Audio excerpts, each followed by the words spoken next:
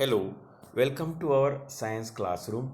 Today we are going to learn experiment number 12 to show that carbon dioxide is given out during respiration.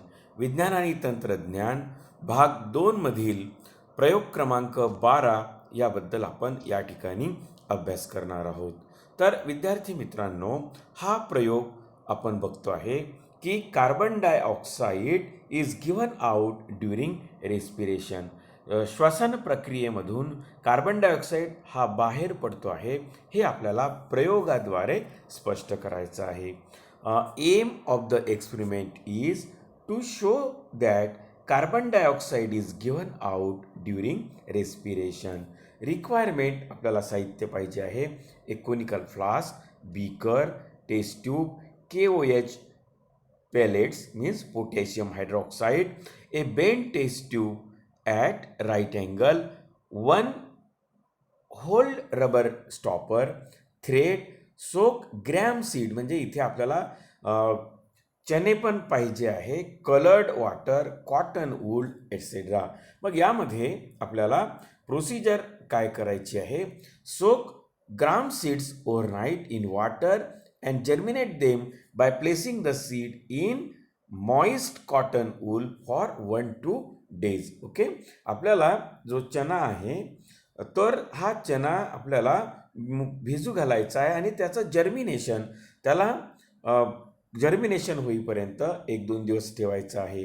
नंतर ते germinate झाल्यानंतर okay, place that moist germinated seeds in conical flask so that respiration may continue for longer time.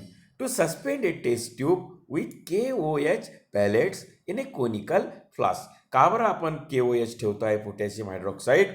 कारण potassium hydroxide absorb the carbon dioxide. Okay, fit the cork with bent glass tube in conical flask. Keep the connection airtight. Dip the free end of the bent glass tube in a beaker containing colored water. Mark the initial layer of the water in the bent tube.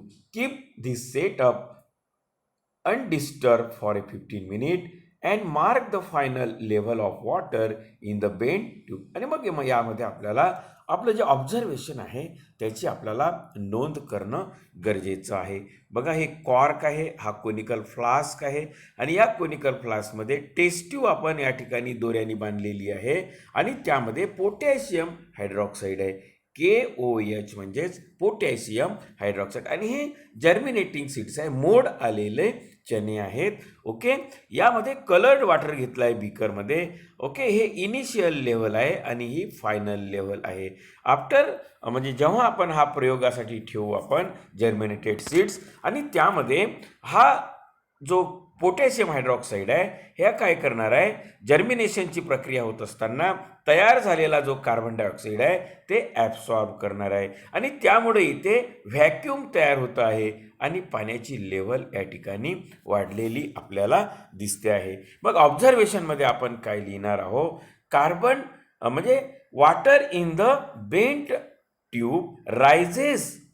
Okay, म्हणजे वाढतं आहे पाणी. Okay, आणि त्यानंतर आपण observation आणि inference लिहू शकतो यामध्ये की carbon dioxide evolve during respiration of germinating seeds will be absorb by potassium hydroxide pellets. This create a partial vacuum in the conical flask, so the water level in the bent test tube rises. Okay, हे आपलं observation आहे की इथे vacuum तयार होतं आहे potassium hydroxide, कारण potassium hydroxide absorb carbon dioxide आणि त्यामुळे ते तयार झालेल्या व्हॅक्यूममुळं पाण्याची लेव्हल या ठिकाणी वाढते आहे. ओके, हा महत्त्वाचा ऑब्झर्वेशन्स आहे.